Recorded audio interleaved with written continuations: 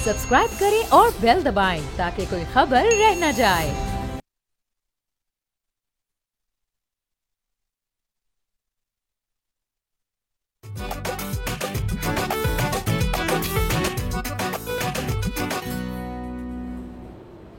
अस्सलाम वालेकुम, बोलो जनाब में बहुत बहुत खुश आमदीद। मैं हूं असद निज़ामी, मेरे साथ हैं अली अफ्ताब।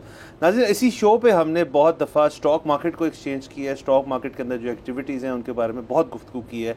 ऊपर जा रही है, नीचे जा रही है, तमाम चीज़ें होती रहती है, लेकिन एक ऐसी मार्केट जिसको अनफॉर्चुनेटली निगलेक्ट किया जाता है वो है कमोडिटीज़ की मार्केट, जो कि पाकिस्तान के अंदर एक बहुत ज़्यादा उसने महारत हासिल की है पिछले कई सालों के अंदर। इसी चीज़ पे गुफ्तगू करने के लिए हमने आज शो पे दावत दी है हुसैन गुलरेज़ मीर साहब को। CEO हैं AG मार्केट्स के, जो कि हाविस ग्रुप का एक कंपोनेंट है। इसके अलावा मैं ये बताता चलूँ कि हाविस ग्रुप जो है ये नंबर 1 ब्रोकर है मर्केंटाइल एक्सचेंज का पिछले 10 साल से। हुसैन साहब, बहुत शुक्रिया आपने वक्त निकाला। सबसे पहले तो इस चीज़ को हम क्लैरिफाई करते हैं ऑडियंसेस के लिए कि स्टॉक मार्केट और कमोडिटीज़ मार्केट, इन दोनों में बुनियादी जो फ़र्क है वो क्या है, ताकि ज़रा ये क्लैरिफाई हो जाए, फिर हम इसके अंदर मज़ीद डिटेल में जाएंगे। असद साहब, thank you so much for having me over. The stock market जो है वो किसी भी कंट्री का एक बैरोमीटर होता है। स्टॉक मार्केट के अंदर जो भी कंट्री के अंदर लिस्टेड कंपनीज होती हैं उनकी ट्रेडिंग उनके शेयर्स में ट्रेडिंग हो रही होती है, और एक कंट्री की डिफरेंट स्टॉक्स जो हैं उनकी बेसिस के ऊपर वो इंडेक्स डिटर्मिन होता है। जो कमोडिटी मार्केट होती है वो डिफरेंट प्रोडक्ट्स जिस तरह के गोल्ड, ऑयल, सिल्वर, करेंसीज जो कि दुनिया भर में ट्रेड हो रही होती हैं, उनकी एक इंटरनेशनल मार्केट होती है जिनकी इंटरनेशनल प्राइसेस डिटर्मिन की जाती हैं। तो इन दोनों में बुनियादी फ़र्क ये है कि स्टॉक मार्केट एक कंट्री बेस्ड होती है और commodity market various commodity markets का एक पार्ट होती है जो इंटरनेशनली डिफरेंट मार्केट्स होती हैं बट सेम प्रोडक्ट्स की सेम प्राइसेस को डिटर्मिन कर रही होती है। राइट, बिल्कुल ठीक है। मैं आज जो है ऑडियंस से डायरेक्टली मुखातिब होता नहीं होता, लेकिन मैं इसलिए हो रहा हूँ क्योंकि हम बहुत अरसे से इस मुल्क में ये बात हो रही है कि हमारा सबसे बड़ा मसला इकॉनमी का है। हमारा सबसे बड़ा मसला ये है कि लोग अपने एंड्स मीट नहीं कर पा रहे, और जब यहाँ पर बात आती है कोई काम करने की तो नंबर 1 लोगों के पास ज़राए कम है, नंबर 2 यहाँ पर रियासत जो है वो किसी किस्म की मदद फराहम नहीं करती। यहाँ पर दिन ब दिन बिजली की कीमतें ऊपर जा रही हैं, यहाँ पर दिन ब दिन cost of doing business because of other things बहुत ज़्यादा हो रहा है, जिसकी वजह से हर कोई बिज़नेस नहीं कर सकता, हर कोई इंडस्ट्री नहीं लगा सकता। ऐसे में हमने देखा कि स्टॉक एक्सचेंज जो है उसने बहुत अच्छी प्रोग्रेस दिखाई। हम जब उसके पिछले 20 साल का डाटा निकाल कर देखते हैं तो हमें नज़र आता है कि उसने रियल इस्टेट से ज़्यादा लोगों को कमा कर दिया है। सो अब लोगों का ध्यान उस तरफ जा रहा है। तो इसमें कमोडिटीज़ मार्केट एक ऐसी चीज़ है जो कि अगेन जिसके बारे में बहुत ज़्यादा लोग नहीं जानते। लोग क्या नहीं जानते, मैं भी नहीं जानता। सो हमने आपको दावत ही इसीलिए दी कि आप हमें बताएं कि ये इसमें से पैसे कमाए जा सकते हैं, मिनिमम कितना थ्रेशोल्ड होना चाहिए, किसके पास कितने पैसे हों, वो ब्रोकरेज फर्म के पास आएगा, वो खुद से अपना अकाउंट खुलाएगा। तो हम ये चाह रहे हैं कि आप हमें आज एक्सप्लेनर दें पूरा कि ये होता कैसे है। ये काफ़ी एक एक्सपेंसिव क्वेश्चन है। देखें, सबसे पहले समझना पड़ेगा कमोडिटी मार्केट्स आई कहाँ से वजूद में। सबसे पहली कमोडिटी मार्केट एम्स्टर्डम में कहीं 1500s में 16th सेंचुरी में आई, जब किसी चीज़ का लेना और देना हुआ। उससे और जापान में आई जब राइस की पहली दफ़ा ट्रेडिंग हुई, तो वहाँ पे उन्होंने एक कमोडिटी एक्सचेंज का एक तरह से फॉर्म हो गई। वहाँ से करते करते हम इस 20th सेंचुरी में हमने देखा कि कॉमेक्स बनी, शिकागो मर्केंटाइल एक्सचेंज बनी, डिफरेंट एक्सचेंजेस बनी जो कि आपस में बायर और सेलर को कनेक्ट करती थी। कॉटन का हो, राइस का हो, वीट का हो, सारी वो चीज़ें जो पाकिस्तान में हम भी इस्तेमाल करते हैं। तो इस तरह इन प्रोडक्ट्स की ट्रेडिंग और प्राइस डिटर्मिन होनी शुरू हुई। फिर ऑनलाइन ट्रेडिंग जब आई, जब सिस्टम्स आ गए, तो इनकी प्राइस एफिशिएंसी हो गई। प्राइस एफिशिएंसी से मुराद ये कि आपको with a click of a button आप मार्केट में एंटर भी कर सकते हैं, निकल भी सकते हैं, बाय और सेल कर सकते हैं। तो जो रिटेल कस्टमर है, आप और मैं, हम लोग पार्ट बने इस एक्सचेंज का घर बैठे हुए। तो इनके अंदर जो ट्रेडिंग प्रोडक्ट्स होते हैं वो मल्टीपल प्रोडक्ट्स हैं। उसमें जिस तरह मैंने कुछ प्रोडक्ट्स पहले मेंशन किए, उसी तरह कमोडिटीज़ के एक्सचेंज में पाकिस्तान में हम कमोडिटी एक्सचेंज में करेंसीज भी करवाते हैं, जिनमें आप पाउंड, यूरो, येन कह लें, उनके क्रॉस पेयर्स भी होते हैं। तो जिस तरह अगर आपको कोई करेंसी पसंद आ रही है अगेंस्ट डॉलर, तो आप उसके अंदर उसको बाय कर सकते हैं, कोई अच्छी नहीं लग रही आप उसको सेल कर सकते हैं। उसी तरह आप डिफरेंट कमोडिटीज़ के अंदर बाइंग और सेलिंग कर सकते हैं। इसका काम करने का तरीका ये है कि आप किसी भी लिस्टेड ब्रोकर के साथ, जो एक्सचेंज के साथ लिस्टेड हो, जिस तरह PSX के ब्रोकर्स हैं वैसे PMX के ब्रोकर्स हैं। PMX के ब्रोकर किसी के साथ भी आप लिस्टेड ब्रोकर के साथ अकाउंट खोलें, आपकी ड्यू डिलिजेंस हो, और वहाँ से जो है आपको पासवर्ड आपको ईमेल करती है एक्सचेंज, आप एक्सचेंज तक पैसा पहुँचाते हैं, ब्रोकर की फैसिलिटी इस्तेमाल करते हैं और ट्रेडिंग का आगाज़ करते हैं। बिल्कुल ठीक, लेकिन आप ये सब कुछ घर बैठे कर सकते हैं। आपको जब भी कुछ बाय करना है या सेल करना है, उसके लिए ना आपको ब्रोकर के पास जाने की ज़रूरत है, ना उसको फ़ोन करने की ज़रूरत है। जी बिल्कुल, आपने ट्रेडिंग खुद करनी है और आपने काम सीखना है, ब्रोकर से सीखें, ज़रूर सीखें, सीखे बगैर कुछ ना करें। इंश्योर करें कि आप एक ऐसे रेगुलेटेड ब्रोकर के साथ काम करें जो SECP से रेगुलेटेड है और आप फंड्स एक्सचेंज तक पहुंचा रहे हैं, ना किसी ब्रोकर को कैश दे रहे हैं, ना कहीं बाहर हवाला या हुंडी करा रहे हैं। Within the regulations of our law of the land के अंदर रहते हुए आपने काम करना है। अच्छा, इसको अब आपने खुद ही लफ्ज़ जिक्र किया रेगुलेशन का, तो मैं कह रहा हूँ पहले उसको आउट ऑफ द वे कर लेते हैं, जो ज़रा स्ट्रिक्ट चीज़ें हैं, फिर बाकी हम बातें करेंगे मज़े मज़े की। तो रेगुलेटेड मार्केट है ये, नंबर 1 सवाल मेरा ये, कौन रेगुलेट करता है? तीसरा सवाल ये कि अगर तो आपने जैसे कहा ये इंटरनेशनल एक मार्केट है, तो क्या इसकी एक पाकिस्तानी रेगुलेटरी बॉडी है या वो इन टेंडम है with an international regulatory body, या सिर्फ पाकिस्तानियों के लिए पाकिस्तानी रेगुलेटरी बॉडी होती है इसकी? लेकिन जिस तरह हमने शुरू में बात की थी स्टॉक एक्सचेंज की, कि एक कंट्री के अंदर एक स्टॉक एक्सचेंज होती है, उसी तरह सब डेवलप कंट्रीज़ या टूवर्ड्स प्रोग्रेस जो कंट्रीज जा रही हैं, उनको अपनी कमोडिटी एक्सचेंज फॉर्म करना उनका एक नेसेसिटी बन गया है। उसकी वजह यह है कि इवन फॉर एग्जांपल हमारे नेबर्स में Iran has 3 commodity exchanges, Saudi Arabia is trying to prop up an exchange. तो फिर इंडिया की MCX का, दुनिया का जो MCX मुंबई कमोडिटी एक्सचेंज, वो नाइमेक्स न्यूयॉर्क मर्केंटाइल एक्सचेंज के बाद 3rd या 4th नंबर पे उनका वॉल्यूम है। तो जो वॉल्यूम क्वांटम ऑफ ट्रेडिंग है, मार्केट्स ने तो काम करना है, लोगों ने काम करना है, ख्वाह वो बाहर पैसे भेज के करें या मुल्क के अंदर करें, तो उनको एवेन्यू प्रोवाइड करना कि पाकिस्तान का पैसा पाकिस्तान में रहे और लोग पैसा बाहर थ्रू बैंकिंग और अदर मीन्स ना भिजवाएं। To avail these opportunities, exchanges have to be propped up, and that is why this exchange by the name of NCEL came in existence in 2001। 2001 में नेशनल कमोडिटी एक्सचेंज जब बनी और 2013 में जब हम इसका पार्ट बने 8G मार्केट्स, तो हमने इनको काफ़ी फैसिलिटेट किया और इनकी 4 प्रोडक्ट की लाइन आज 40 प्रोडक्ट पे है, जिसमें आप 40 डिफरेंट प्रोडक्ट्स को अवेल कर सकते हैं, उनमें काम कर सकते हैं। तो नेचुरली प्रोडक्ट्स की प्राइसेस इंटरनेशनली आ रही हैं, जैसे आपने पूछा, क्योंकि वही प्रोडक्ट नाइमेक्स में ट्रेड हो रहा है, मुंबई में ट्रेड हो रहा है, लंदन में ट्रेड हो रहा है, लंदन मेटल एक्सचेंज पे ट्रेड हो रहा है। जैसे वीट है, वीट की प्राइसेस जब हम निकालते हैं पाकिस्तान में या सोने की निकालते हैं, तो वो इंटरनेशनल जो प्राइस है उससे डिटर्मिन करके पाकिस्तान का रेट खुलता है। इंटरनेशनल का एक स्टैंडर्ड कॉन्ट्रैक्ट, जिस तरह उनके कॉन्ट्रैक्ट्स डिफाइंड है, गोल्ड का लेट्स सपोज 1 आउंस का कॉन्ट्रैक्ट है, वो हमारे 2.26 तोला के बराबर बनता है। तो वहाँ से करेंसी का रेट लेके प्राइस डिटर्मिन कर ली जाती है। बिल्कुल ठीक है, लेकिन अब अगर मैं ट्रेड कर रहा हूँ गोल्ड में फॉर इंस्टेंस जी, तो या बल्कि गोल्ड तो चले यूनिवर्सल एक उस तरह से चीज़ हो गई, वीट की अगर हम बात कर रहे हैं या फ्यूल की, पेट्रोल की बात कर रहे हैं, तो मैं एक यूनिवर्सल सी प्राइस है, फिगर है, या वो फ्यूल जिसका कॉन्ट्रैक्ट श्रीलंका में हुआ है मैं वो परचेज कर सकता हूँ? देखिए, ऑयल जो ट्रेड होता है वो क्रूड ऑयल होता है, जो क्रूडेस्ट फॉर्म ऑफ ऑयल है। उस ऑयल को रिफाइन करके पेट्रोल बनाया जाता है। तो जो ऑयल की बेस प्राइस है वो ऑयल, क्रूड ऑयल या ब्रेंट ऑयल से डिटर्मिन होती है। इन ऑयल की प्राइसेस यहाँ से डिटर्मिन होने के बाद आप फिर उसकी बेसिस पे उसे रिफाइन करते हैं, पेट्रोल बनाते हैं, डिफरेंट चीज़ें करते हैं।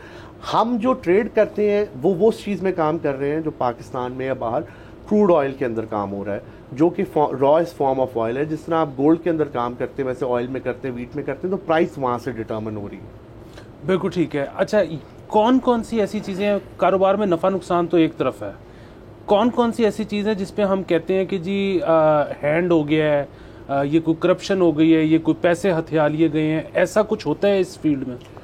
देखिए, जहाँ पे भी काम होता है वहाँ पे, जहाँ पे भी लालच आती है वहाँ पे इश्यूज आते हैं। हमने देखा होगा पॉन्जी स्कीम्स हुई हैं पास में पाकिस्तान में, और जिनका मैं नाम नहीं लेना चाहूँगा, बट काफ़ी ज़्यादा स्कीम्स आती रही हैं।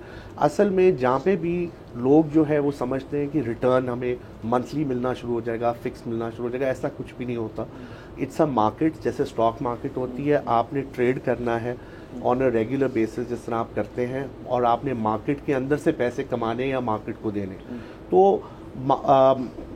ऐसा जो है जो आप स्कैम्स और उन चीज़ों की बात करें, बिल्कुल होते रहे, और उनको अवॉइड करने के लिए मैंने शुरू में कहा कि आपने रेगुलेटेड ब्रोकर के साथ काम करना है, और आपने पैसे ब्रोकर को कैश किसी को नहीं देता, आपने एक्सचेंज को पैसे पहुंचाने, ना आपने हुंडी करनी है, ना हवाला करना है, ना पैसे बाहर भेजाने, आपने कंट्री के अंदर रहते हुए काम करना है। तो आप जैसे आपकी ये एजी मार्केट्स है, इट्स वन ब्रोकरेज जो ये करती है। यस। पाकिस्तान में कितनी आपके लेवल की, या चलें आपके लेवल की तो नहीं, बट कितनी तमाम ब्रोकरेजेस हैं? देखिए इस वक्त जिस तरह कुछ तकरीबन 300 कमोडिटी ब्रोकर्स हैं जो काम कर रहे हैं, जिनमें से एक्टिव अराउंड 70 हैं जो ऑलरेडी काम कर रहे हैं, और वो सब अच्छा काम कर रहे हैं। अच्छा। लेकिन ऐसे अब स्टॉक्स में तो ये होता है कि आप एक ब्रोकर के साथ एसोसिएट होते हो, आपका एक ब्रोकरेज अकाउंट होता है जी, और फिर आपके पास एक ऑप्शन होती है अपना सीडीसी अकाउंट खुलवाने की, कि अगर आपने कोई फौरी चीज़ें ट्रेड नहीं करनी तो आप उन अपने स्टॉक्स को सीडीसी अकाउंट में खुलवा दो, क्योंकि अगर आपके ब्रोकर के अकाउंट में होंगे, बेसिकली सब अकाउंट में होंगे, तो अगर ब्रोकर ही डिफ़ॉल्ट कर जाता है तो फिर आपके स्टॉक्स का एक मसला बन सकता है। सो इस तरह का कोई केस कमोडिटीज़ के साथ भी होता है? देखिए कमोडिटीज़ में initially the client was sending the funds to the broker, और ब्रोकर से आगे एक्सचेंज तक जाता था। हमने काफ़ी ज़्यादा इस पर इंसिस्ट भी किया, और eventually we got it done through the exchange that the funds are transferred directly to the exchange. Stock market के अंदर क्लाइंट का पैसा ब्रोकर के पास पड़ा होता है, हम खुद भी स्टॉक ब्रोकर्स हैं। क्लाइंट के पैसे जो स्टॉक के होते हैं वो आपके पास सेग्रीगेटेड अकाउंट में होते हैं, और आपकी ड्यूटी होती है कि क्लियरिंग के लिए आप पैसा एक्सचेंज तक पहुंचाएं। इधर पैसा ही एक्सचेंज की कस्टडी में है, तो पैसों का जो है प्रिंसिपल अमाउंट इज सिक्योर्ड। बिल्कुल ठीक है। अच्छा, इसके अलावा आपने कहा कि पहले 4 प्रोडक्ट्स थी, अब 40 हो गई हैं जी। 40 भी क्यों हैं, या पहले 4 क्यों थी? What is stopping us from trading in everything that is being traded in the world? These 40 products are the most heavily traded products. Besides these, देखें हम इन प्रोडक्ट्स के अंदर इंडिसेस भी आई हैं। इंडिसेस जो हैं जिस तरह की नैस्डैक है, S&P है, डाउ जोन्स है, आप इनके फ्यूचर भी ट्रेड कर सकते हैं। पाकिस्तान में बैठे हुए अगर आपको लग रहा है आप एप्पल का शेयर नहीं खरीद सकते, लेकिन आप नैस्डैक का इंडेक्स बाय कर सकते हो बैठ के, तो आप उस राइड को एंजॉय कर सकते हैं। और आगे एक्सचेंज जो है उनके साथ वी आर इन डिस्कशंस के आगे जाके जो है स्टॉक्स को भी इंट्रोड्यूस किया जाए, जो कि प्रोमिनेंट स्टॉक्स हैं उनको ऐड किया जाए एक्सचेंज के प्लेटफॉर्म। यानी कि आप कह रहे हैं कि इंटरनेशनल जो स्टॉक्स हैं, एप्पल, गूगल, माइक्रोसॉफ्ट वगैरह, वो भी पोटेंशियली एक ज़माना आएगा जब यहाँ पे एक शख्स ट्रेड कर सकता है उनको? जी देखें, बिल्कुल होना चाहिए, there should be an opportunity, because देखें मार्केट तो है, and it is about us giving them the opportunity और they will find it themselves. तो हमें जो है प्लेटफॉर्म प्रोवाइड करना पड़ेगा कि लोग जो हैं उससे जो है फ़ायदा उठाएं, क्योंकि जिसने करना है वो तो अभी भी 2 नंबर तरीके से कर रहा होगा। सो क्यों ना उसको 1 नंबर कर दिया जाए। जी जी, उसको टैक्स किया जाए, रेगुलेटेड इन्वायरमेंट में हो। अच्छा, अब मुझे ये बताएं कि स्टॉक मार्केट तो चलें एक ज़माने में बड़ी देर से तमाम स्टॉक्स एंड कमोडिटीज़, और लोग थोड़ा सा इतराते हैं, थोड़ा सा हेजिटेट करते हैं कि यार हम अपने पैसे यहाँ पार्क करें, क्योंकि लोगों को लगता है कि बहुत वॉलेटिलिटी है, प्रिंसिपल सिक्योर्ड नहीं है। तो इसलिए मैं समझता हूँ पाकिस्तान के अंदर एक दौर आया जब प्रॉपर्टी जो है वो एक सेफेस्ट इन्वेस्टमेंट बन गई। हालांकि वो भी कुछ सेफ इन्वेस्टमेंट नहीं है। हमने पिछले 2-3 साल में ये अंडरस्टैंड किया कि प्रॉपर्टी की वैल्यू बदरीज नीचे गई है मुल्की हालात के साथ। PSX अभी पिछले कुछ 2-3 महीने से बहुत अच्छा परफॉर्म कर रहा है, और उसका एक इंडेक्स होता है जो हमें दिखाता है कि जी इतने हज़ार पॉइंट ऊपर है। आपकी कमोडिटीज़ की जो टोटल मार्केट है, क्या वो भी इसी तरह डिटरमेंट होती है कि जी हमारी एक इतने पॉइंट्स हैं, हमारी इतनी ऊपर जाएगी? जैसे PXS को तो रोज़ आप वेबसाइट खोल कर देख लेते हैं कि जी मार्केट ने आज कलेक्टिवली कैसा परफॉर्म किया, अच्छा किया, बुरा किया, नीचे गई है, ऊपर गई है। इधर भी ऐसे होता है या इधर इंडिविजुअलाइज्ड कमोडिटी अप्रोच है? इधर इंडिविजुअलाइज्ड कमोडिटी अप्रोच है। जिस तरह गोल्ड है, गोल्ड की रेट्स आपको पता है, ऊपर जा रहे हैं, नीचे आ रहे हैं, ऑयल ऊपर जा रहा है, सब लोगों के सामने वो चीज़ आ रही होती है on A daily basis. Forex rates हम लोग फॉलो करते ही हैं न्यूज़ में, कौन सी करेंसी महंगी हो गई, सस्ती हो गई। तो इसका ये थोड़ा सा फ़र्क है PSX से। बाकी सेलिएंट फीचर्स इस मार्केट के जो अलाउ करते हैं कि ये आपने जिस तरह का प्रिंसिपल सेफ और सेफर इन्वेस्टमेंट हो, वो ये कि 24 आवर मार्केट है, लिक्विड मार्केट है। रियल इस्टेट की मार्केट का जो टर्नओवर है दुनिया का, उससे कुछ 3 टाइम्स इसका टर्नओवर है, between 10 to 14 trillion dollars a day.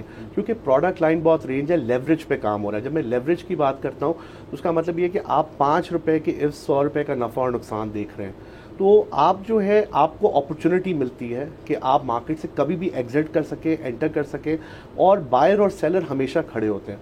एक स्टॉक मार्केट जो है वो एक कोर्ट एक्सचेंज ड्रिवन मार्केट होती है। अगर आपने 10,000 शेयर बेचने हैं, आपको 10,000 शेयर का बायर होगा तो बिकेंगे। जब तक 10,000 शेयर का बायर आपके पास आएगा, हो सकता है प्राइस चेंज हो गई हो। इस मार्केट के अंदर with a click of a button you can enter or exit the market because it is liquid at all times and it is a transparent market. It cannot be manipulated in the sense कि कोई एक बंदा या कोई एक central bank की news पे market ऊपर से नीचे नहीं जा सकती, क्योंकि बहुत ज़्यादा प्लेयर्स हैं, बहुत ज़्यादा सेंट्रल बैंक्स इन्वॉल्व हैं।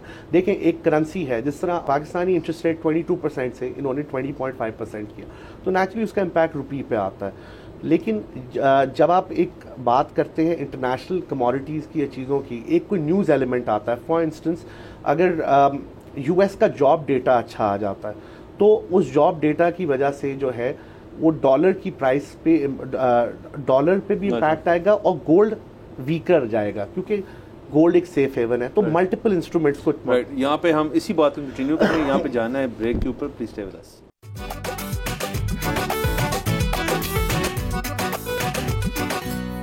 Welcome back from the break. आप देख रहे हैं बोलो जनाब। अच्छा, हुसैन गुरेज मीर साहब हमारे साथ मौजूद हैं। हम कमोडिटीज़ की बात कर रहे हैं, तो ब्रेक से पहले आपने कुछ 2-3 लफ्ज़ बोले, मैं उनके ऊपर क्लैरिटी चाहता हूँ। एक तो आपने कहा ये मार्केट जो है ये एक्सचेंज की मार्केट नहीं, ये लेवरेज की मार्केट है। एक तो इसको ज़रा पहले क्लैरिफाई करते हैं कि लेवरेज होता है बिल्कुल फॉर अ ले मैन कि जी लेवरेज क्या होता है। लेवरेज होता है मार्जिन जिस तरह के बयाना, फॉर इंस्टेंस जिस तरह आप एक प्लॉट की फाइल लेते हैं, और ये स्टॉक एक्सचेंज में भी आपको लेवरेज मिलता है, लेकिन कमोडिटी मार्केट्स में लेवरेज ज़्यादा अवेल किया जा सकता है, क्योंकि इंटरनेशनल स्टैंडर्ड्स अलाउ करते हैं कि एक सर्टन परसेंटेज तक लेवरेज लिया जाए। फॉर इंस्टेंस बाहर की लेवरेजेस से हमारा लेवरेज कम है, ज़्यादा कम रिस्की है, लेकिन फिर भी एग्जिस्ट करता है। लेवरेज ये होता है कि फॉर एग्जांपल आपने एक प्रॉपर्टी की फाइल ली, आपने उसका बयाना दिया, 5% पैसे दिए, और 3 महीने का आपको टाइम मिल गया, 2 महीने का मिल गया। उस दौरान प्राइस ऊपर या नीचे जाए, आप उसको सेटल कर सकते हैं या आप डिलीवरी ले सकते हैं, फाइल पकड़ सकते हैं। तो इधर भी यही होता है कि आप $1,000, आप लेट्स सपोज आप जो है, क्योंकि डॉलर्स की मार्केट है, रेट डॉलर में, आपने 5 लाख रुपए का जो है कुछ आपने बयाना दिया और आपने करोड़ रुपए की बाइंग और सेलिंग की, और within a day, within a week, before the end of the expiry of the contract, जो कि 2 महीने या 3 महीने होता है, आपने उसको सेटल आप कभी भी कर सकते हैं। बिल्कुल ठीक है। अच्छा, जिस तरह स्टॉक्स में शॉर्ट होता है, यहाँ पर भी शॉर्ट कर सकते हैं? जी बिल्कुल, शॉर्ट सेलिंग जिसे कहते हैं वो यहाँ भी की जा सकती है। शॉर्ट सेलिंग अगर मैं समझाऊँ तो क्या है, वो बेसिकली ये है कि फॉर एग्जांपल मुझे ऐसा लगता है कि आपके पास अगर एक प्रोडक्ट है, लेट्स सपोज एक आपके पास मोबाइल पड़ा हुआ है या करेंसी पड़ी हुई है, वो करेंसी ने नीचे चले जाना है, तो मैं आपसे वो करेंसी बोरो करता हूँ और मार्केट में जाके उसको बेच देता हूँ, और जब वो प्राइस उसकी लेट्स सपोज 10 रुपये थी और 5 रुपये आ जाती है, 7 रुपये आ जाती है, मैं वापस उसको ख़रीद के आपको आपका मोबाइल या आपके जो है जो भी आइटम है उसको I return it back to you. जो डिफरेंस होगा दैट बी माई प्रॉफिट, और आपका जो भी मेरे साथ अरेंजमेंट होगा वो दिया। तो शॉर्ट सेल में you can sell something that you don't actually own. It's a concept that is created for precisely जिसके मार्केट में लिक्विडिटी हो और ऑप्शन हो टू बाय और sell, to avail the opportunity of the market suppose to go up और down, दोनों चीज़ें देखी जा सकती हैं। अच्छा, एक शख्स के पास मिनिमम कितने पैसे होने चाहिए कि वो आपके पास आए या वो बेसिकली इस बिजनेस में आए? देखें, as I said, it's a leverage based market, it's a risky market. आपने इसमें नफ़ा भी है, नुकसान भी है, जैसे हर कारोबार में होता है। तो इसमें अमूमन ब्रोकर्स 25,000 50,000 से भी अकाउंट खोलते हैं, लेकिन हम ये रेकमेंड करते हैं कि you should at least open an account with $1 million और काम सीख के काम करें, and you should trade with the money that you can part away with. बिल्कुल ठीक है। अच्छा, इसमें ये एक बहुत बड़ा एडवांटेज मुझे नज़र आ रहा है कि अब जिस तरह से आप कह रहे हैं कि नैस्डैक का इंडेक्स भी दिया जा सकता है जी। अच्छा, अब बात ये है कि उसके लिए तो मेरे जो पैसे हैं वो USD में कन्वर्ट हो गए, सो यहाँ पर तो सबसे बड़ा प्रॉब्लम ये है कि रुपये हमेशा डी वैल्यू कर रहा है अगेंस्ट डॉलर। सो मेरे जब रुपये कन्वर्ट हो गए इनटू USD, तो एक तो वो इंडेक्स की राइड एंजॉय कर रहे हैं, और साथ में जिस तरह डॉलर ऊपर जा रहा है तो मुझे वो उसकी कन्वर्जन भी मिल रही है। तो ये तो बड़ा डबल फ़ायदा है ये तो। जी, आप कह सकते हैं बिल्कुल, क्योंकि आप कोई भी प्रोडक्ट जो ले रहे हो, आपने उसको जब बाय करना है तो उसकी प्राइस डॉलर्स में है, तो आप उस वक्त की जो प्राइस है उसमें बाय कर रहे हैं। और नेचुरली जब इंटरबैंक क्योंकि इंटरबैंक पे सेटलमेंट होती है, जब आप उस चीज़ को सेल ऑफ करते हैं या स्क्वायर ऑफ पोजीशन करते हैं, तो by the time you get out of the market, तो नेचुरली अगर 280 पे डॉलर है और 290 पे चला जाता है, तो वो 10 रुपये का स्प्रेड आपको ज़रूर जो है ऐड अप हो जाएगा आपकी पोजीशंस में। हिस्टोरिकली और बाकी दुनिया में भी गोल्ड एक ऐसी कमोडिटी है जिसको गोल्ड स्टैंडर्ड भी कहते हैं, जो आप माजी के अंदर गोल्ड रखवा के उसकी बेसिस पे आप इकोनॉमी चलाते थे मुल्कों की। तो अभी भी गोल्ड सबसे कामयाब और पायदार कमोडिटी है, नंबर 1 मेरा क्वेश्चन है। दूसरा ये कि इसकी हिस्टोरिकल सिग्निफिकेंस क्या है कि गोल्ड के ऊपर ही ट्रेडिंग जो है वो होती है। और तीसरा सवाल जो ज़रा मतलब थोड़ा सा बेवकूफ़ाना होगा कि क्या फिजिकल गोल्ड जितना हम कहते हैं एज ए कंट्री हमारे पास है, या जितना ट्रेड हो रहा है उतना होता है हमारे पास, ये सब हवाई है? मैं आपके तीसरे सवाल से शुरू करता हूँ। आपने 3 सवाल पूछे। देखिए, सबसे पहली बात तो जो आपने बोला हवाई वाली, गोल्ड की जो पहला और तीसरा सवाल लिंक्ड है, और कोई बेवकूफ़ाना नहीं है, बिल्कुल बहुत अच्छा सवाल है। लेकिन गोल्ड जितना एक कंट्री के पास पहले होता था, उतनी उसको करेंसी प्रिंट करने की इजाज़त होती थी, तो उसे होती थी, ये गोल्ड स्टैंडर्ड था। और ये US ने 1976 में जमैका अकॉर्ड्स में ब्रेटन वुड्स एग्रीमेंट से कहते थे, इसको with the stroke of a pen ख़त्म कर दिया और अलाउ कर दिया कि जितना आपके पास जितनी चाहे आप करेंसी प्रिंट करना चाहे आप कर सकते हैं। इसीलिए जितनी आप करेंसी जब प्रिंट करते हैं तो आपको इन्फ्लेशनरी मेजर्स लेने पड़ते हैं और इश्यूज आते हैं, क्योंकि पहले तो आप लिमिटेड था, जितना गोल्ड होगा उतना प्रिंट होगा। अगर आज के रेट पे लगाएं $2400 पे, तो 1/35 ऑफ एन आउंस रेट था उस वक्त $1 का, यानी कि $50 का 1 आउंस था। आज से आप कह लें 25 टाइम्स गोल्ड उस टाइम से बढ़ गया है प्राइस में, 30 टाइम्स। तो गोल्ड जो है वो बेसिकली ब्रेटन वुड एग्रीमेंट जब ख़त्म हुआ, आप जितनी करेंसी प्रिंट करेंगे उतना आपकी करेंसी मार्केट में आएगी, सप्लाई बढ़ेगी, प्राइस कम होगी, तो वो अपनी कंट्रीज़ खुद मैनेज करती हैं। लेकिन because everything started from gold, इसीलिए आज भी जो आपका सेकंड क्वेश्चन था गोल्ड की सिग्निफिकेंस क्यों है, वो इसीलिए है क्योंकि गोल्ड से ही सारी करेंसीज आई। और आज भी आप अगर देखें into being I in the sense उनकी स्ट्रेंथ डिटर्मिन होनी शुरू हुई। अभी भी रिसेंटली अगर आप देखें जो गोल्ड है वो अपनी लाइफ टाइम हाइज में इंटरनेशनली भी है और पाकिस्तान में भी है। तो गोल्ड जो है $2400 पे आपका प्राइस इसकी ट्रेड कर रही है। इसकी सिग्निफिकेंस ये है कि अब जिस तरह USA के अंदर रिसेंटली जो US का इंडेक्स है करेंसी डॉलर वीक हो रहा है, उसकी वजह से गोल्ड ऊपर जा रहा है। तो गोल्ड तब ऊपर जाता है जब दुनिया की इकोनॉमीज वीकनेस की तरफ जाती हैं, तो लोग वापस गोल्ड स्टैंडर्ड की तरफ अपना रुख कर लेते हैं। जब कहीं जंग होती है, जैसे अभी यूक्रेन की वॉर हुई, यूक्रेन रशिया, आपने गोल्ड के अंदर स्पाइक देखी। और आगे भी अगर कोई इश्यूज आते हैं, कोई चीज़ होती है जहाँ पे भी कोई इशू नज़र आता है, गोल्ड ऑलवेज गोज अप। तो गोल्ड इसलिए क्योंकि जो कॉन्फिडेंस लेवल है करेंसीज से हटता है और मेटल्स में चला जाता है। तो अच्छा, एक सवाल में रह गया कि ये ज़रूरी नहीं है कि एक मुल्क जो है जो कि जिसके पास फिजिकल गोल्ड जो है, जो ट्रेड हो रहा है सारा गोल्ड, इतना फिजिकल होना उनके पास ज़रूरी नहीं है। जी बिल्कुल। अगर उसके पास सिफर भी हो, मतलब कोई गोल्ड रिजर्व्स है ही नहीं, तो वो फिर भी जाके गोल्ड ट्रेड कर सकते हैं मार्केट के अंदर और मार्केट से ले सकते हैं। मतलब it doesn't have to be a physical commodity in your country any more. Not any more, not after 1976। Bretton Woods agreement था जिसकी बेसिस पे ये स्टार्ट हुआ था। जब उसको उन्होंने ख़त्म किया जमैका अकॉर्ड से, तो उसके बाद से आपको, क्योंकि देखें आपके ऊपर अब आ गया है कि अगर आप बहुत करेंसी छापना चाहते हैं छापें, आपको खुद उसके रिपरकशंस फेस करने पड़ेंगे, मनी सप्लाई मार्केट में बहुत आ जाएगी। तो you don't have to necessarily have enough gold in order to be gold. अब कंट्रीज खरीदते ज़रूर हैं क्योंकि they know that at some point और the other gold is where everything started off from, क्योंकि करेंसी तो एक पेपर है। अच्छा, सो ये बहुत इंपॉर्टेंट सवाल ये है कि बहुत सारे लोग ऐसे हैं जो कि गोल्ड ख़रीदते हैं, लाइक फिजिकल गोल्ड ख़रीदते हैं फॉर देयर सेविंग्स, लॉकर में रखवा देते हैं या घर में रख लेते हैं, व्हाटएवर। सो उसमें और दूसरा तरीका ये है कि अगर आपके पास कमोडिटी में गोल्ड बाय किया जाए, इनमें फ़र्क ये है कि जो फिजिकल गोल्ड है that you can hold for as long as you want. जो कमोडिटीज़ मार्केट में आपने गोल्ड ख़रीदा है वो एक लिमिटेड टाइम के लिए होगा, क्योंकि उस पोजीशन को आपने कभी ना कभी स्क्वायर करना है। जी बिल्कुल, इस तरह भी ले सकते हैं इसको। दूसरा ये है कि एक्सचेंज गोल्ड की डिलीवरी भी देती है। अगर आप गोल्ड का अकाउंट खोलें तो एक्सचेंज गोल्ड की डिलीवरी भी देती है। एक्सचेंज के पास अपने वेयर हाउसेज हैं। ये पाकिस्तान मर्केंटाइल एक्सचेंज, जिसके ब्रोकर्स मेंबर हैं, ये एक सेमी गवर्नमेंट इदारा है। नेशनल बैंक ऑफ पाकिस्तान, ज़राई तरक्याती bank Lahore, PSX Lahore financial services, ये सब इसके शेयर होल्डर्स हैं। तो बेसिकली जो है इन्होंने प्रॉपर अरेंजमेंट्स किए हुए हैं कि गोल्ड फिजिकली भी लिया जाए। लेकिन जनरली जो स्ट्रेंथ इस मार्केट की है वो ये है कि जो बंदा जाके 10 तोले 5 तोले सोना नहीं खरीद सकता, अगर वो या रख नहीं सकता, तो वो एक बयाना दे के एक गोल्ड की प्राइस को, जिस तरह आजकल at this point in time gold की जो आवाज़ है मार्केट में, क्योंकि एक दुनिया में एक मेल्टअप है, प्राइसेस ऊपर जा रही हैं, टिल US इलेक्शंस जो है वो एक्सपेक्टेड हैं कि चीज़ें ऊपर की तरफ हैं, तो एक उस अपॉर्चुनिटी को कैश करने के लिए प्लस टेक्निकल्स भी होते हैं। देखें प्राइसेस जो है ना अपनी पास्ट को बहुत रेलेवेंस देती हैं, क्योंकि एक चार्ट है उसमें आपको पता लगता है, जिस तरह हिस्ट्री कहते हैं रिपीट्स इटसेल्फ, के 20 साल पहले या 5 साल पहले या 6 महीने पहले प्राइस इस जगह पे थी तो क्या हुआ था। तो सब लोग उस चार्ट को देख रहे होते हैं तो उसको फॉलो करते हैं।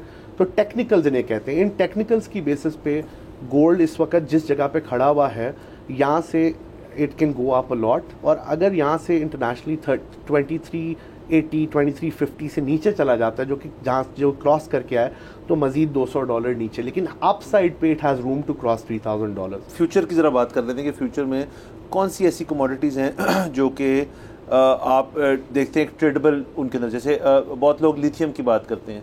अब ये एक कमोडिटी ऐसी है जो ट्रेड होती है या जिसकी बैटरीज बनती है। अब आगे इलेक्ट्रिक व्हीकल्स का दौर है, आगे पाकिस्तान के अंदर माशाल्लाह जो सोलर पावर के साथ किया जा रहा है घरों रेजिडेंशियल के लोग बैटरीज के ऊपर जाएंगे, और अभी तक तो लिथियम ही है। अब चाइना जो उसने सोडियम भी डेवलप कर लिए, बाकी भी कर दिए। तो क्या इस तरह की इंटरनेशनल चेंजेस जो हैं देखते हुए आपको लग रहा है, एक तो मैंने वैसे एग्जाम्पल दिया लिथियम, वो भी चेंज होगा? इज़ दैट समथिंग जिसके अंदर अब एक शख्स जो है वो घुस के पोजीशन ले ले अपनी, और उसके बाद उसके अंदर मुनाफा आएगा? तो इस तरह फ्यूचर मार्केट्स क्या आप देख रहे हैं? देखिए इंटरनेशनली तो आपका जो है लंबर भी ट्रेड होता है, लिथियम भी होता है, काफ़ी प्रोडक्ट्स आपके हो रहे होते हैं। जहाँ तक पाकिस्तान में आने की बात है, बिल्कुल एक्सचेंज का एवेन्यू यूज़ करते हुए आगे जाके exchange might be if SECP allows crypto को भी अलाउ करे। अच्छा। क्योंकि बाहर दुनिया में एक्सेप्टेबिलिटी ऑफ द 2 मेजर, और एक्सचेंज ने इस पर काम भी किया, 2 मेजर एलिमेंट्स जिस तरह के बिटकॉइन, इथीरियम की तरफ किया। लेकिन I would not endorse it at this point in time, क्योंकि ये एक्सचेंजेस जनरली बनी है उन प्रोडक्ट्स के लिए जिनमें पाकिस्तान में काम हो रहा है। Right. जैसे वीट हो गया, राइस हो गया, येन आप ले लें, यहाँ हर बंदा जापान से गाड़ी मंगवाता है, तो येन के अगेंस्ट आप येन को हेज कर सकते हैं। आप वीट कर सकते हैं, वीट के साथ कर सकते हैं, राइस को कर सकते हैं, शुगर का कर सकते हैं। तो बेसिकली इन प्रोडक्ट्स के अंदर काम किया जाता है। बट हाँ, in the long run you 100% right, and it as I said it's the prerogative of the regulator, but these things do need to come and in. the regulator being SECP. Yes sir. आपका main regulator जो है वो security exchange commission Pakistan है। Securities exchange commission of Pakistan. जी okay.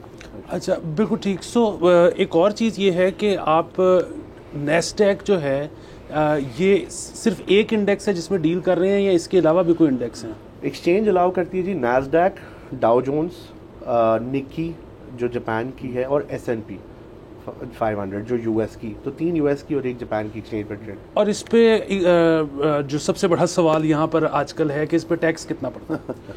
देखिए CGT जो जिस तरह स्टॉक्स पे पड़ता है वही हम पे एप्लीकेबल होता है जी। Okay. उस तरह होता है। स्टॉक ट्रेडिंग में अगर आपने एक चीज़ रखी है उस पर कैपिटल गेन टैक्स जो है वो हो जाता है बस। और पर ट्रांजैक्शन कुछ नहीं है? टैक्सेस फीस होती हैं, टैक्सेस तो बहुत नॉमिनल होते हैं। अच्छा, ये तो हो गया ना, ज़रा हमने सारा ही तकरीबन शो जो है कंज्यूमर पॉइंट ऑफ व्यू से कर दिया।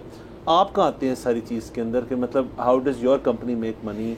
आपके जो ब्रोकर्स हैं वो कैसे पैसे कमाते हैं, उनका मैकेनिज्म आपने क्या बनाया? कमीशन बेस्ड है, क्लाइंट से कुछ पोजीशन के साथ वो शेयरिंग होती है, क्या आपका मैकेनिज्म है? देखिए शेयरिंग वाला तो हम बिल्कुल भी नहीं करते, क्योंकि जो है जिस तरह मैंने कहा कि we are purely brokers operate on the basis of brokerage which is commission. तो हमारा जो स्टाफ है, वी हैव माशाल्लाह offices in 5 cities of Pakistan, a staff of around 500. It's all paid staff along with commissions. Commissions जो है वो that's part and parcel, जो clients काम करते हैं उसका कमीशन हमें भी आता है, which we pass on to our staff as well.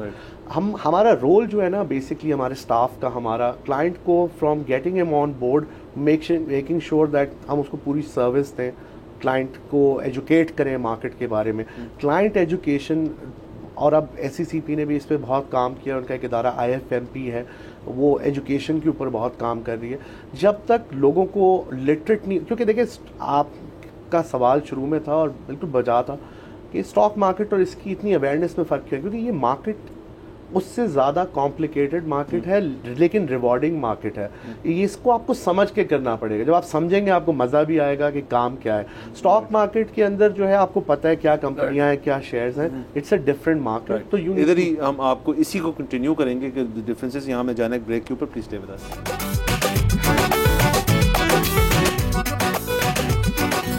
Welcome back from the break. आप देख रहे हैं बोलो जनाब। सर, ब्रेक से पहले ये बात हो रही थी कि आप बुनियादी वो फ़र्क बता रहे थे कि अवेयरनेस क्यों कम है कमोडिटीज़ क्यों। आपने बड़ा अच्छा एक बात की कि ये रिस्की भी ज़्यादा है, रिवॉर्डिंग भी ज़्यादा है, लेकिन कॉम्प्लेक्स भी ज़्यादा है। तो स्टॉक मार्केट को छोड़ के फिर एक शख्स क्यों चाहेगा कि वो वहाँ वाले पैसे जो है कुछ यहाँ पार्क कर दे, कुछ वहाँ रहने दे? What is the motivation? क्या वो सिर्फ रिवॉर्ड है या आपने मज़े का लफ्ज़ भी इस्तेमाल किया, लोग मज़े के लिए भी आते हैं इधर? देखिए, मैं हमेशा ये कहता हूँ कि सारी मार्केट्स पाकिस्तान की हमारी हैं, म्यूचुअल फंड्स है या स्टॉक मार्केट है या ये कमोडिटी मार्केट है। बेसिकली स्टॉक मार्केट सिंपलर है इन द सेंस कि आपको पता है कि ये सुबह 9 बजे खुलनी है, 2 बजे बंद होनी है, 3 बजे आपके इतने आपके जो है प्रोडक्ट्स, इतनी कंपनियाँ ट्रेड हो रही हैं, उस कंपनी के आपको पता है क्या स्टेटमेंट है, क्या चीज़ है। ये मार्केट एक पूरी इंटरनेशनल मार्केट को इनकम्पस करके मार्केट आती है। इसके फ़ायदे बहुत ज़्यादा डिफरेंट हैं और बहुत मज़े इंटरेस्टिंग इस तरह से। देखिए, 24 आवर मार्केट है। किसी एक कॉल पे, किसी एक जजमेंट पे आपको मार्केट फॉल या चढ़ते हुए नज़र नहीं आएगी, ये क्योंकि ग्लोबल मार्केट है, तो आपका रिस्क मिटिगेट हो जाता है। दूसरा, 24 आवर बायर सेलर मौजूद है। तीसरा, ट्रांसपेरेंसी इन द सेंस कि कोई एक बंदा इसको मैनिपुलेट नहीं कर सकता। तो फिर चौथा ये कि जिस तरह मैंने पहले कहा कि आप एक क्लिक ऑफ अ बटन से, अगर आपको नहीं पसंद आ रहा कि आपको ऑयल में ट्रेड नहीं करना और आपको रियलाइज़ हो रहा है कि मैं गलत चीज़ मैंने खरीद ली है, तो आपने एक बटन दबाना है और आपने कंप्यूटर से या मोबाइल से, and you are out of the market. और आप दूसरे, जिस तरह स्टॉक मार्केट भी अब ऑनलाइन सारा हो गया, तो लेकिन स्टॉक मार्केट की टाइमिंग, इसकी टाइमिंग नहीं है। तो please correct me if I am wrong. इसको एक और एज मेरे ख्याल में हासिल है, मैं इस डिस्कशन के बाद उस तक पहुंचा हूँ, और वो ये है कि पाकिस्तान स्टॉक एक्सचेंज में आप पाकिस्तान की किसी कंपनी के शेयर्स खरीद रहे हो, यानी कि आप ये बेट कर रहे हो कि वो कंपनी अच्छा परफॉर्म करेगी, और उस कंपनी के अच्छा परफॉर्म करने के लिए ज़रूरी है कि पाकिस्तान की इकॉनमी अच्छी चल रही है, ताकि लोगों के पास बाइंग पावर है, ताकि वो कंपनी जो चीज़ बेच रही है वो बिक रही है, इस तरह वो कंपनी ग्रो कर रही है। लेकिन अगर पाकिस्तान ही की इकॉनमी दिगरगों का शिकार है, अगर पाकिस्तान की इकॉनमी नहीं अच्छी चल रही, अगर पाकिस्तान की इकॉनमी की वजह से उस कंपनी नहीं अच्छा नहीं चलना, तो फिर आप क्यों बेट करोगे उस पर? इस केस में आप इंटरनेशनल मार्केट में डील कर रहे हो, पाकिस्तान में डील ही नहीं कर रहे। आप अपना रिस्क डाइवर्सिफाई कर रहे हो। यहाँ आप रियल एस्टेट में इन्वेस्टेड हो, स्टॉक में इन्वेस्टेड हो, आप अपना एक सर्टेन परसेंटेज ऑफ पोर्टफोलियो एक इंटरनेशनल मार्केट में पार्क कर रहे हैं। आपने जैसे कहा कि 4 से 40 तक कमोडिटीज़ अब आ गई, शुरू 4 से होते 40 तक आ गई। तो जैसे स्टॉक एक्सचेंज में तो कि कंपनी लिस्ट हो जाती है, उसका IPO होता है, वो पब्लिक कंपनी हो जाती है, लिस्ट होना शुरू। अब इसके अंदर ये IPO वाली चीज़ नहीं है। You have to go to SCCP।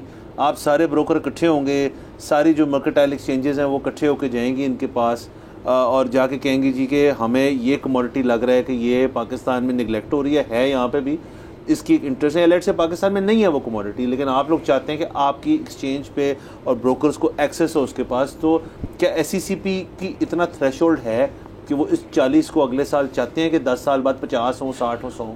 देखिए, जो अभी 40 कमोडिटीज़ हैं वो मोर देन इनफ है फॉर द फोरसीएबल फ्यूचर। जो मेन चीज़ है वो अवेयरनेस की है, उस पर एक्सचेंज बहुत काम कर रही है, क्योंकि अवेयरनेस एक्सचेंज और SCCP दोनों मिलके जो है कि क्लाइंट को एजुकेट करने की ये भी एक एवेन्यू है। बाकी प्रोडक्ट्स तो बहुत सारे हैं, बट इन 40 की पहले हम अंडरस्टैंडिंग अगर ले लें, जिसको उसका फ़ायदा ले लें, तो फिर मेरा ख्याल है वो भी मोर देन इनफ है फॉर द टाइम भी। अच्छा, किसी भी कमोडिटी में आप लॉन्गेस्ट कितनी पोजीशन रख सकते हो, कितने महीनों की या सालों की? देखिए, ये फ्यूचर्स मार्केट है, जिसकी प्राइस स्पॉट मार्केट से डिटर्मन होती है। हम स्पॉट नहीं कराते, फ्यूचर्स का काम करा रहे हैं, तो 2 या 3 महीने तक आप रख सकते हैं पाकिस्तान में। इंटरनेशनली 7-7, 8-8 साल, 10-10 साल की भी कॉन्ट्रैक्ट्स होते हैं। पाकिस्तान में आप मैक्सिमम इसको 2 to 3 months, 2 to 3 months, उसके बाद you have to sell it और have to go towards the next contract. अच्छा, कॉन्ट्रैक्ट बेस्ड होता है, बिल्कुल ठीक है। और वो ये कि आपने उसके बाद कुछ भी नहीं किया, 3 महीने बाद जब कॉन्ट्रैक्ट एक्चुअलाइज हुआ तो जो आपके बनते थे वो वैसे ही आपके और फिर से ले लें, फिर से ले लें या किसी चीज़ में कर लें। अगर आपको मजा आया तो और ले लें, नहीं आया तो बहुत शुक्रिया, आपने वक्त निकाला, बहुत इंफॉर्मेटिव शो रहा आज। तो नाज़रीन, ये आज का हमारा शो था। पाकिस्तान के जो मईशी हालात हैं उसके अंदर ऑब्वियसली हमें ये लगता है कि और एवेन्यूज़ होनी चाहिए कस्टमर के पास। ये हमारी एक काविश थी कि आपको किसी एक और एवेन्यू भी दिखाई जाए, उसके अंदर आप अपना पोर्टफोलियो एक्सपैंड करना चाहते हैं तो आप यकीनन करें। हमारा वक्त ख़त्म हो जाता है, कल आपसे इंशाल्लाह फिर मुलाकात होगी। हमें इजाज़त दीजिएगा, खुदा हाफ़िज़।